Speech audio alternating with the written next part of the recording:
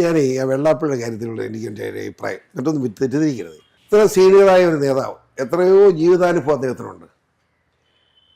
അദ്ദേഹത്തോട് സംസാരിക്കുമ്പോൾ സ്വല്പം ഒരു ബഹുമാനം കാണിക്കേണ്ടതല്ലേ?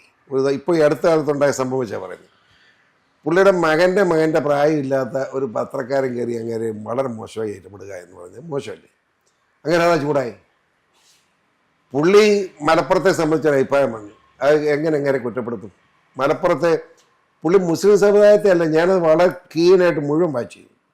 മുസ്ലിം സമുദായത്തെ അത് കുറ്റപ്പെടുത്തിയില്ല, എൻ്റെ സമുദായത്തിൽ കിട്ടിയില്ല, അതായത് ആ ഒരു കാര്യം പറയാൻ അദ്ദേഹത്തിന് അഭിപ്രായം ഇല്ല, പറയാൻ സ്വാതന്ത്ര്യമില്ല. കൊച്ചുമകൻ്റെ പ്രായമുള്ളൊരു പയ്യനെയാണ്, ഒരു മാധ്യമപ്രവർത്തകനെയാണ്.